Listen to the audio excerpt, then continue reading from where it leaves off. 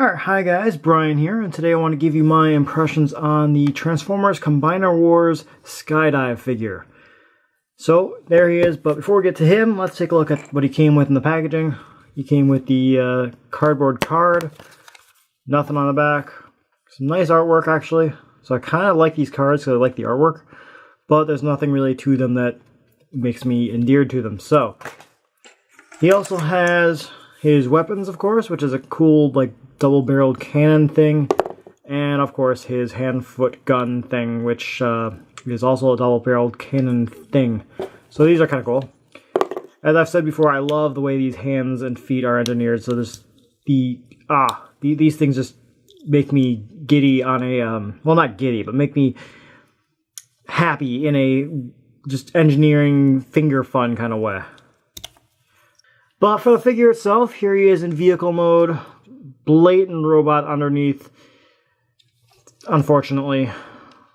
But kind of a cool gray and gold color scheme. I kind of dig it, but not the plane I would run to if I had a choice of planes. Actually, I'd probably run to this guy if I had a choice of planes to grab to. Surprise, I go for the red one. But actually, as long as this is here, let's go ahead and do the size comparison, shall we?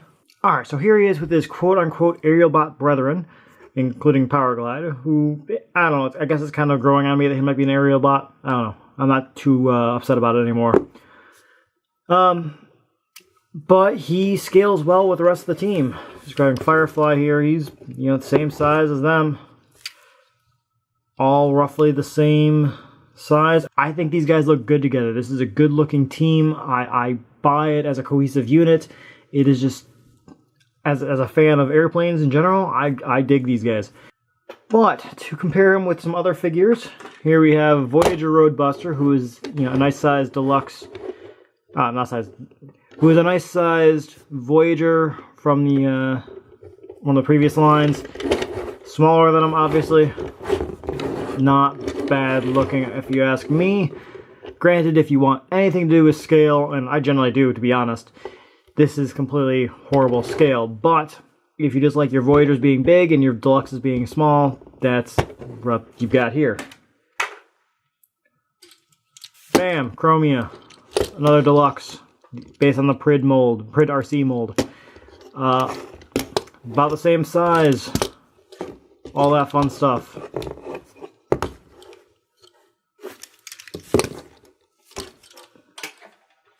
And there's the Insecticon, Bombshell. Looks small, because he is small. So I dig this guy. He is a cool looking jet.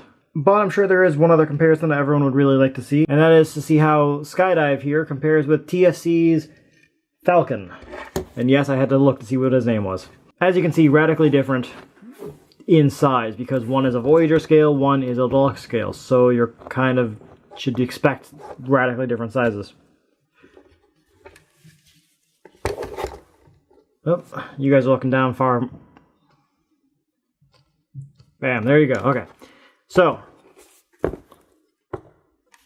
Falcon is bigger. Falcon's bigger.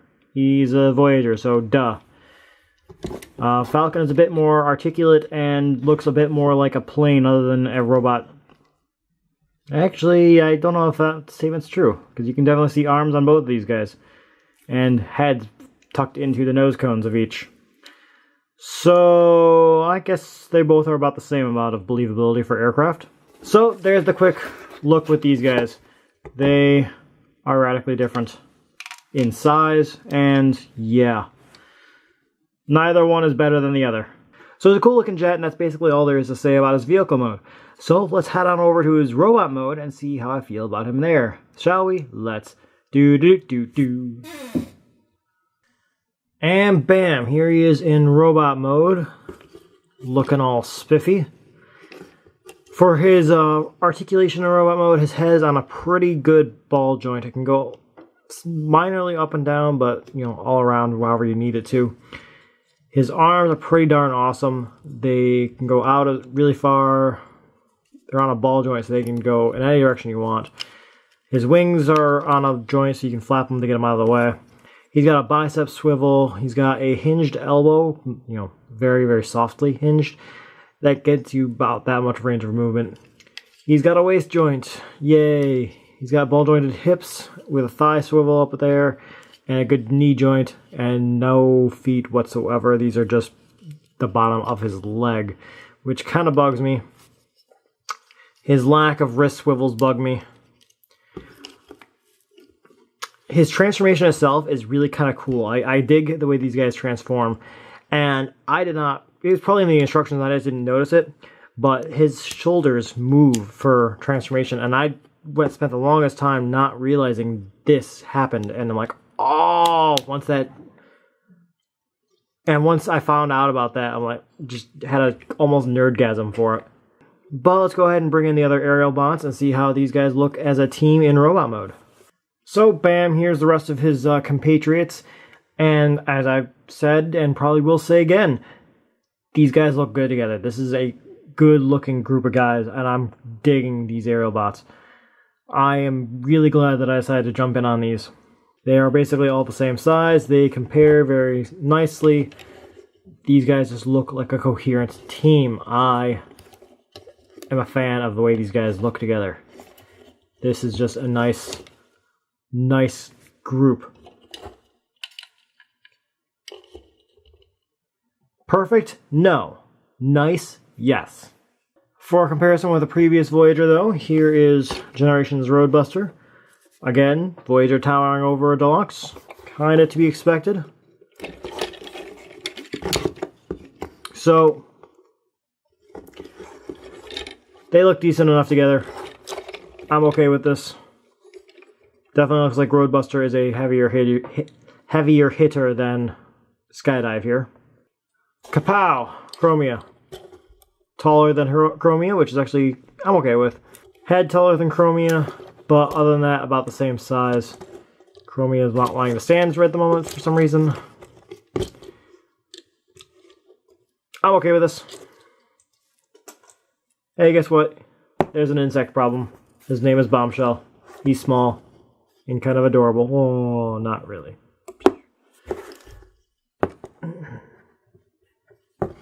Comes up to his waist. Have fun. But I'm sure there's a comparison that everyone really wants to see, and that is with TFC's Falcon. And what do you know?